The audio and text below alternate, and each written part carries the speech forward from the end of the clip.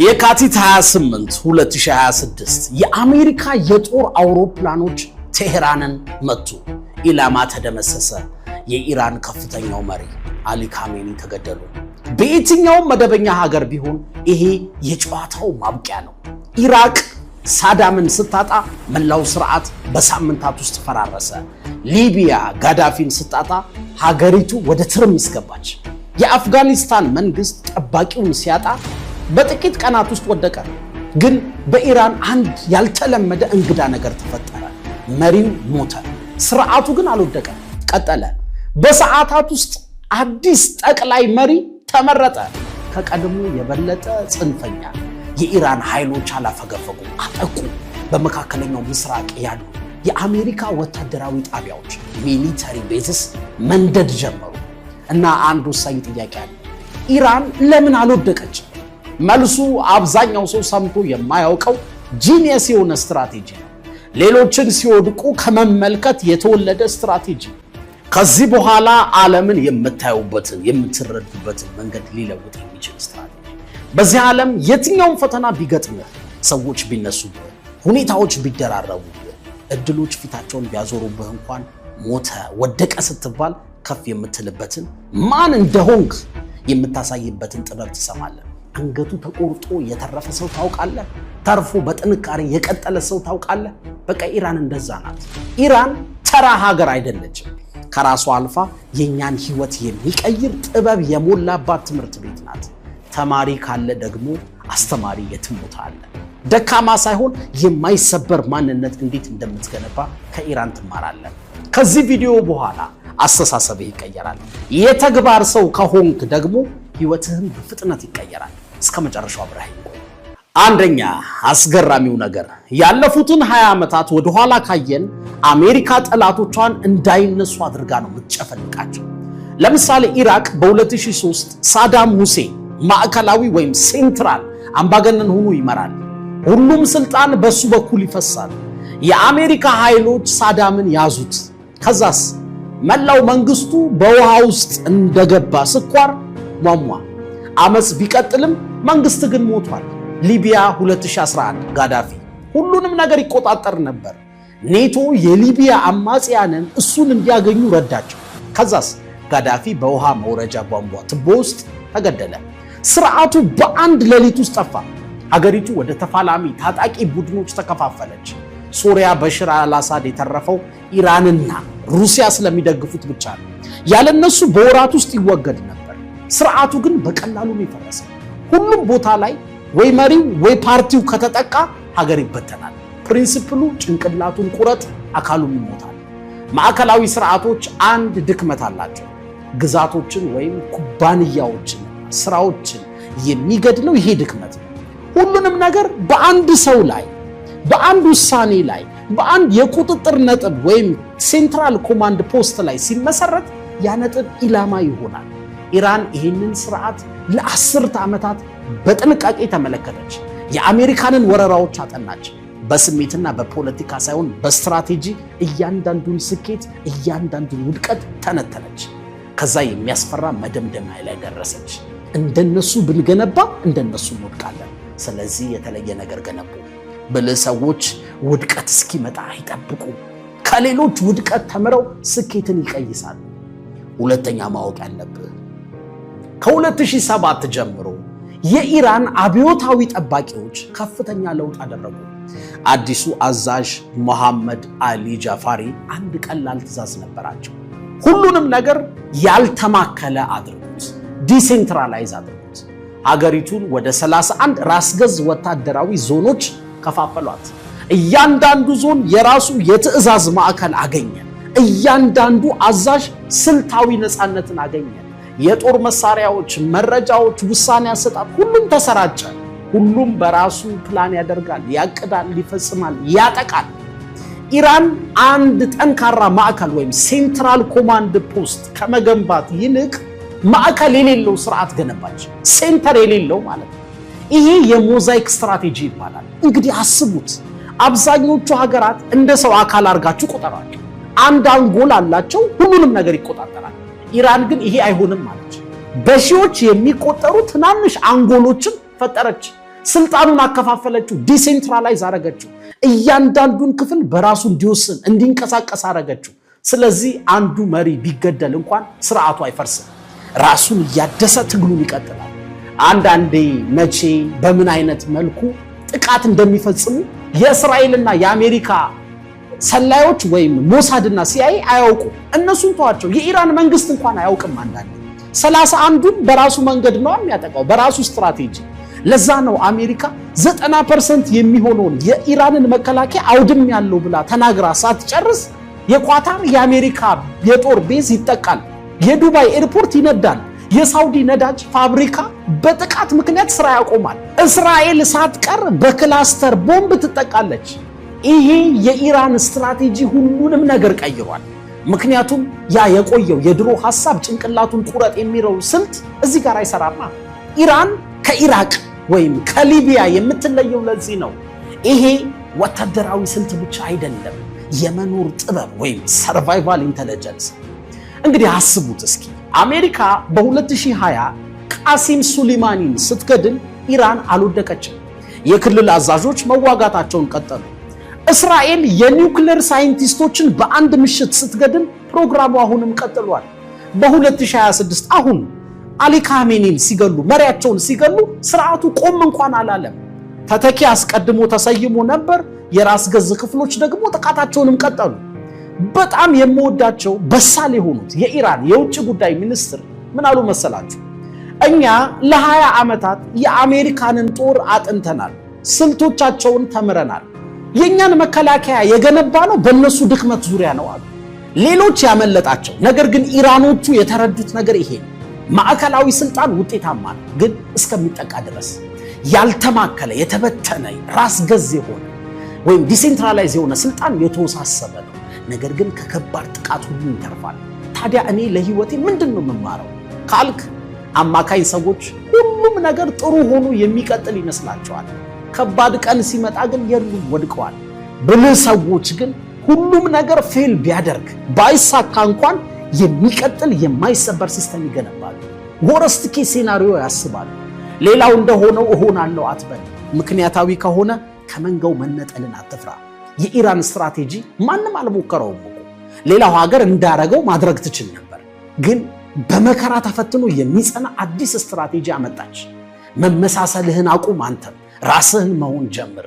ሶስተኛ ማወቅ ያለብን ነገር ኢራን የአሜሪካንን የጦር ቴክኖሎጂ ለመወዳደር አቅሙ የላትም፣ አትችልም።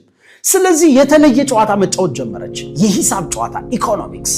አንድ የኢራን ድሮን ለመገንባት $20,000 ያስከፍላል። እሱን ለመምታት ግን የአሜሪካ ኃይሎች እያንዳንዳቸው ከ100,000 ጀምሮ እስከ $4 ሚሊዮን የሚያወጡ ኢንተርሰፕተሮችን መተኮስ አለባቸው። ያንን ለማክሸፍ ሂሳቡን ስሩት። አንድ ድሮን $20,000 ያወጣል። አንድ ኢንተርሴፕተር $4 ሚሊዮን ያወጣል። ተከላካዩ ማለት ነው 100% ጥቃቱን ቢመልስ እንኳን የኢኮኖሚውን ጦርነት ይሸነፋል። በእያንዳንዱ ግንኙነት ገንዘብና ክምችቱን ያጣል። ይሄ ያልተመጣጠነ ጦርነት ወይም አሲሜትሪካል ዋርፌር ይባላል። ዝም ባስቸግሮ ጥይት መተኮስ ማለት ነው። ኢራን በብዙ ቁጥር ርካሽ ድሮኖችን ትልካለች። ኢላማዎችን ለመምታት ብቻ አይደለም፣ የመከላከያ ክምችቶችን የና አሜሪካንን ለማጥፋት ነው።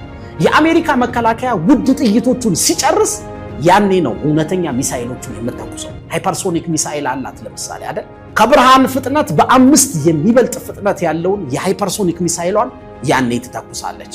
አሜሪካ ያላት አቅም እንዳይሟጠጥ ተሃድ የሚባሉ ባትሪዎችን ከደቡብ ኮሪያ ድረስ ወደ መካከለኛው ምስራቅ እያመጣች ነው። ወጪዋ እየበዛ ነው ማለት ነው። ኢራን ደግሞ የምትፈልገው ይህንን ነው፣ አሲሜትሪክ ዋርፌር ያልኳችሁ ማለት ነው። አቅሙ በጣም ፈርጣማ የሆነና ደከም ያለ ሲጋጠም ደካማው ጠንካራውን በትዕግስትና በረጅም ጊዜ ጽናት እያዳከመ ያሸንፈዋል።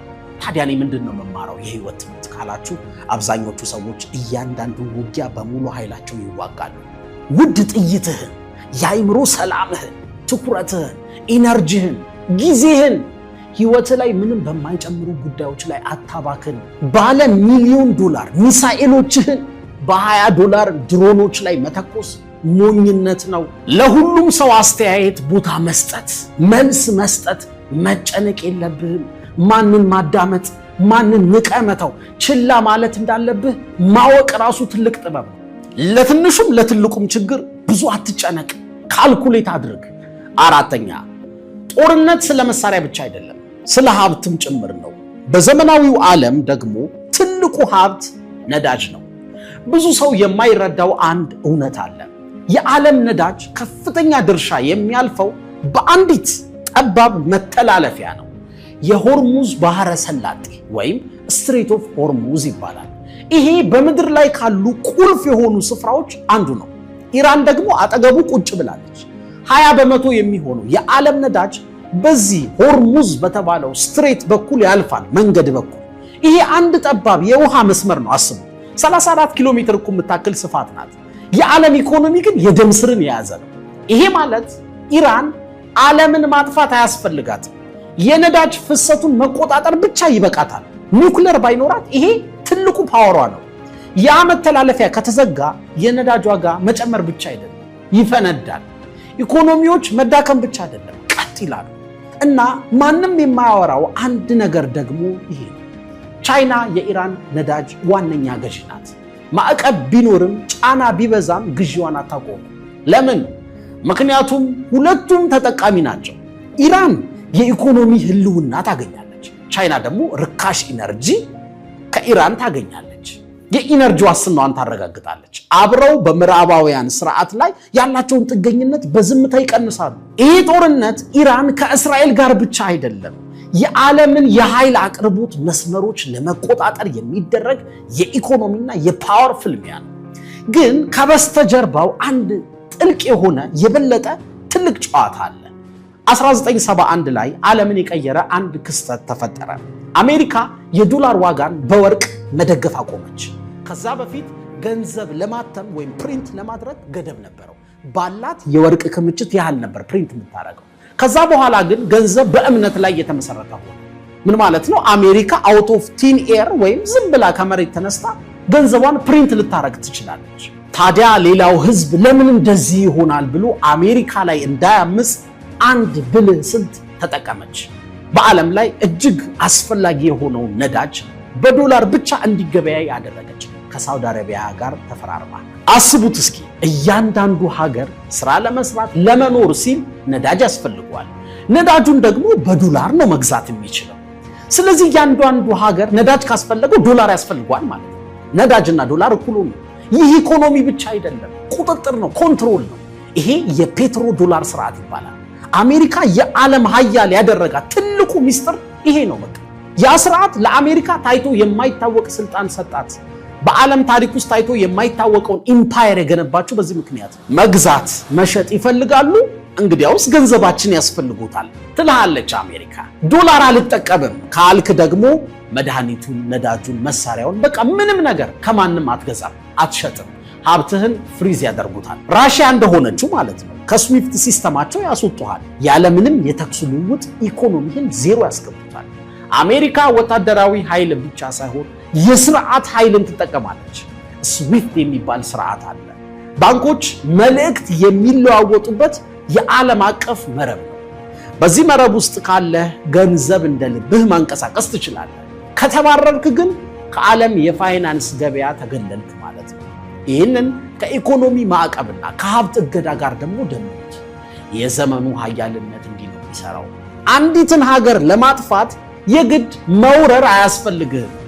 ከስርዓቱ ማላቀቅ ወይም ዲስኮኔክት ማድረግ ይበቃሃል። ይሄ በሩሲያና በኢራን ላይ ተሞክሯል። ስለዚህ በደንብ አንድ ነገር ይገባናል።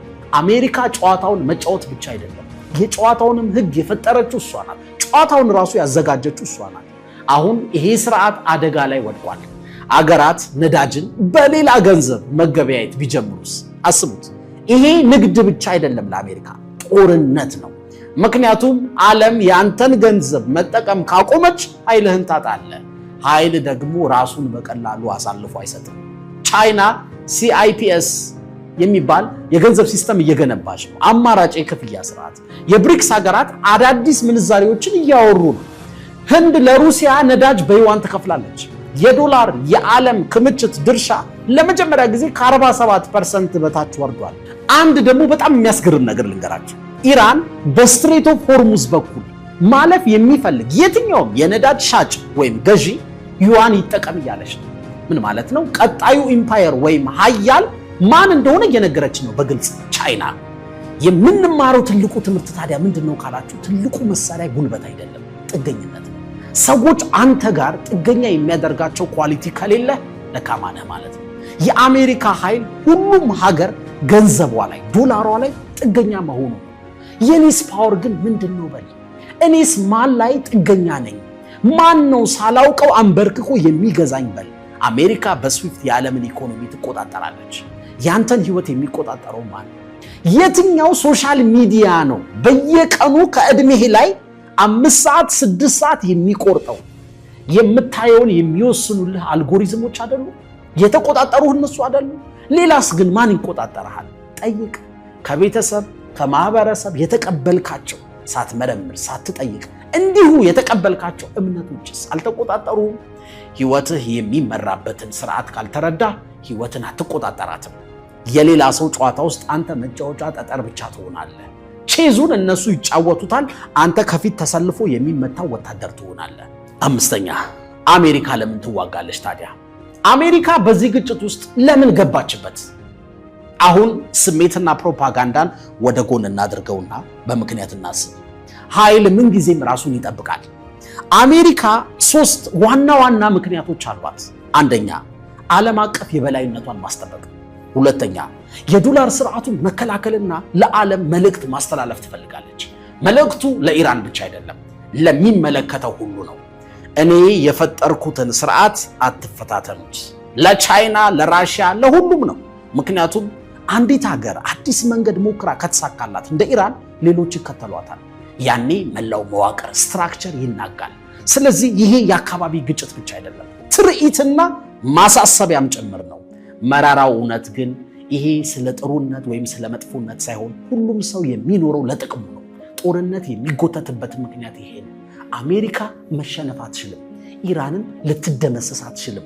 ሁለቱም ወገኖች በግልጽ ማቆም በማይችሉት ግጭት ውስጥ ተጠምደዋል። ተንታኞች ይሄንን የማባባስ ወጥመድ ወይም እስካሌሽን ትራፕ ይሉታል። ወጫቸው ይጨምራል፣ መውጫው ከባድ ይሆናል፣ ይጠፋፋሉ። ታዲያ እኔ ለህይወቴ ምንድነው የምማረው ካልክ፣ መውጣት የማትችለውን ውጊያ ፈጽሞ አትግባበት። ማንኛውንም ግጭት ከሰው ጋር፣ ከተቋም ጋር፣ ከአንድ ሁኔታ ጋር ከማባባስ በፊት ጠይቅ። መውጫዬ ምንድነው? በእርግጥ እኔ ማሸነፍ እችላለሁ? ማሸነፍ ምን ይመስላል? ሌላኛው ወገን እጅ ሊሰጥ ይችላል? እነዚህን ጥያቄዎች መመለስ ካልቻልክ ስትራቴጂ እየሰራህ አይደለም፣ ወይም ስትራቴጂ የለህም። ምላሽ እየሰጠህ ነው፣ ዝም ብለህ ሪአክት እያደረግህ እና ምላሽ መስጠት ደግሞ ወጥመድ ውስጥ የምትገባበት መንገድ ነው። አስብ፣ ካልኩሌት አድርግ። ጊዜያዊ ሳይሆን ረጅም ርቀት ለማየት ሞክር። 10-10-10 የሚባለውን ህግ ተከተል። አንድ ነገር ከመወሰን ከማድረግ በፊት ከ10 ሰዓት በኋላ ምን ይሰማኛል? ምን ይፈጠራል? በል። ከ10 ወርስ በኋላ ከ10 ዓመትስ በኋላ በልና ጠይቅ። ሾርት ሚድልና ሎንግ ተርም አስበህ ተንቀሳቀስ። የመጨረሻ ሐሳብ ነው፣ ጨርሰናል። በኢራን በእስራኤልና በአሜሪካ መካከል ያለው ጦርነት በጣም አሳዛኝ ነው። በሺዎች የሚቆጠሩ ሰዎች ሞተዋል። ህፃናት፣ እናቶች፣ ኢኮኖሚዎች ተዳክመዋል። ዓለም አቀፍ ስርዓት እየተሰነጣጠቀ ነው። ግን አሳዛኝነቱን ብቻ ካየህ ትምህርቱን ታጣዋለህ። ረጋ ብለህ ትልቁን ስዕል እየው። ዓለም በድንገት ዝም ብላ የምትተረማመስ ተራ ዝብርቅርቅ ነገር አይደለችም። ዓለም ስርዓት ናት። የገንዘብ ስርዓት፣ የኢነርጂ ስርዓት፣ የጥምረት ስርዓት፣ የበላይነት የበታችነት ስርዓት። ሁሉም ነገር እንደ ቼዝ ጨዋታ የተሰላ ነው። እያንዳንዱ እንቅስቃሴ ምክንያት አለው።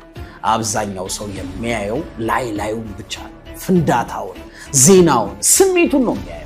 መዋቅሩን ወይም ስትራክቸሩን፣ ሲስተሙን ግን አያስተውለውም። ውጤቱን ደግሞ የሚወስነው ያ የማናየው ከጀርባ ያለው መዋቅር ነው። በስሜት አታስብ፣ በስትራቴጂ እንጂ። መረጃን ዝም ብለህ አትቀበል፣ ተንትነው። ወሬዎችን አትከተል፣ ጥቅማቸውን መርምር።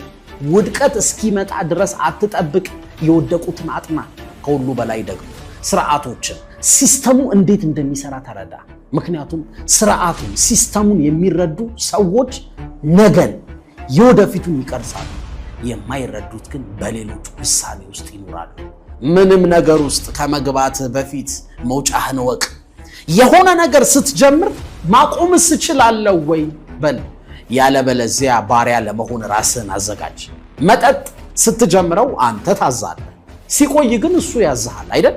መጠጥ ብቻ አይደለም እኮ አንተን ለመቆጣጠር የማይፈልግ የለም። ሚዲያው፣ መዝናኛው፣ ፖለቲካው ሁሉም እንደ ባሪያ አይምሮን ሊገዙት ይፈልጋሉ። ከትልቁ ዓላማ ሊለዩህ፣ ዲስትራክት ሊያደርጉ፣ ትኩረትን ሊከፋፍሉት ይፈልጋሉ። የዚህ ዓለም ወጥመዶች በሙሉ ትንሽ እንኳን ዞር አድርገው ለማያስቡ ሰዎች የተዘጋጁ ናቸው። አንተ ከነሱ መሃል መሆን የለብህም። ሰንዙ ከ2500 ዓመታት በፊት እንዲህ ሲል ጽፏል። ጥላትህን ካወቅና ራስህን ካወቅ የመቶ ውጊያ ውጤትን መፍራት የለብህም ይላል። አብዛኞቹ ሰዎች ራሳቸውን አያውቁም። የውድቀት ነጥባቸውን የቱ ጋር እንደሚወድቁ አያውቁም። ድክመታቸውን አያውቁም። የትኛው ስርዓት እንደሚቆጣጠራቸው አያውቁም። የትኞቹን ውጊያዎች ችላ ማለት እንዳለባቸው አያውቁም። ሁሉ ነገር ያስጨንቃቸዋል። ግን አንተ አሁን ታውቃለህ። ስልጣንን ለመረዳት ባለስልጣን መሆን አያስፈልግም። በጥልቀት አስብ፣ በብልሃት ተዘጋጅ፣ የማይሰበር ሁን። ስለዚህ ይሄ ጦርነት ብቻ አይደለም፣ ትምህርት ነው። ስለ ኃይል፣ ስለ ስልትና ስለ ዓለም እውነታ የምንማርበት። ዓለምን መቆጣጠር ባትችልም መጀመሪያ ግን መረዳት አለብን። ምክንያቱም አንዴ ከተረዳው ተመልካች መሆን ታቆማለህ፣ ጨዋታውን ትጫወታለህ፣ ከዛ ማሸነፍ ትጀምራለህ። ዓለም እንዴት ነው የሚሰራው? አሁን ጥያቄው በጥልቀት ለማሰብ ዝግጁ ነህ ወይ? ምክንያቱም ዓለም አንተ እንደምታስባት አይደለችም። ይህ አመለካከት በአንተ ውስጥ የሆነ ነገር ከቀየረ አሁን ህይወትህን ወይም ዓለምን በተለየ መንገድ ማየት ከጀመርክ ይህንን ቪዲዮ ማየት ለሚያስፈልገው ሰው ሁሉ አድርስልኝ። እስከ መጨረሻው ስለቆያችሁ፣ ስላደመጣችሁ፣ ስለምትከታተሉ አመሰግናለሁ።